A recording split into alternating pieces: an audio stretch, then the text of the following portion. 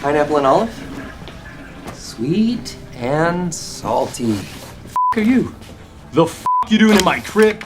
Is it burnt crust? God, I hope not. Hey, what's up guys? Welcome back to Binging with Babish, where this week we're taking a look at Wade Wilson's pizza order from Deadpool, which is topped with pineapples and olives. Classic Deadpool. Gross toppings aside, it's a great opportunity to learn about cold fermenting pizza dough. Why cold fermenting? Because it helps produce lots of nice burnt, blackened, burnished bubbles, as per Wade's request to burn the crust. You'll see that I'm measuring out 250 grams each of bread flour and tipo doppio zero Italian flour, along with 2 teaspoons of active dry yeast.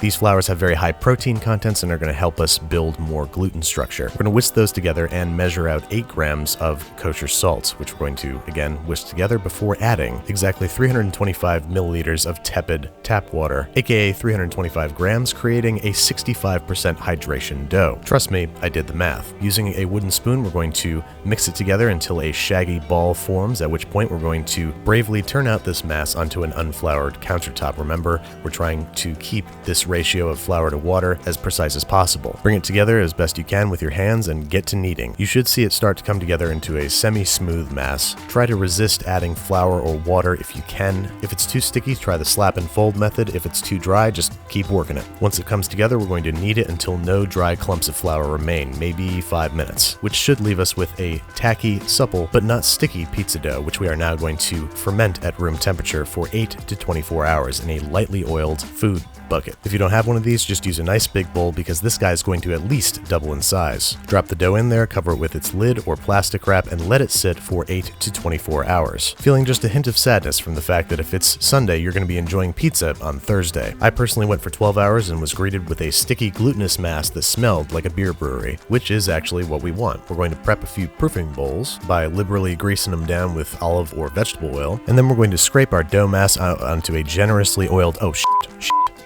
onto what was supposed to be a well-oiled countertop.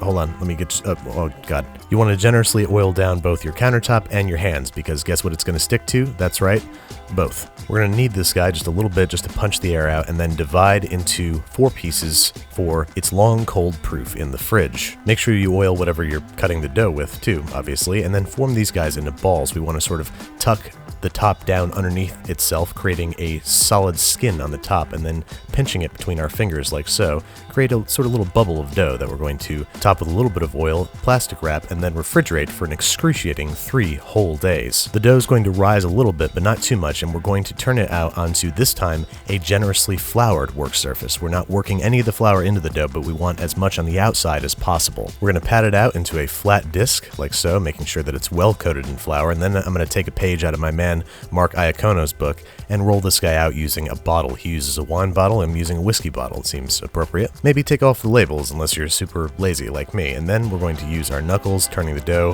hand over hand until we've stretched it out by about maybe another 50%, with a little extra dough on the edges to form our crust. Now I'm going to coat our pizza peel with semolina flour or cornmeal, and this is going to act like tiny little ball bearings that'll help our pizza roll around freely when we want to get it on and off the pizza peel. And now that it's on the peel, it's time to top it up. I'm going to start with the requisite tomato sauce and then a nice healthy layer of mozzarella cheese. Make sure that you're using freshly shredded mozzarella, not pre-shredded, because that stuff is coated in potato starch and will result in nasty, kind of not even melted mozzarella cheese. And then here come the olives and the pineapple, 2 of the world's most reviled pizza toppings. But far be it from me to judge a man's pizza preferences when he's waving a gun in my face. I'm going to top this with a little bit of shredded Parmesan cheese to sort of keep the toppings in place, and then I've had an oven preheating at 550 degrees Fahrenheit for 1 full hour, containing the pizza steel onto which I've deposited the pie. And 8 minutes later, we are greeted with this, a flavorful, chewy, crispy pizza dough topped with some regrettable fruit and vegetables. And you can't see it in this footage, but this rudimentary iPhone photo will show you that the bottom of this is beautifully peppered with the slightly burnt bits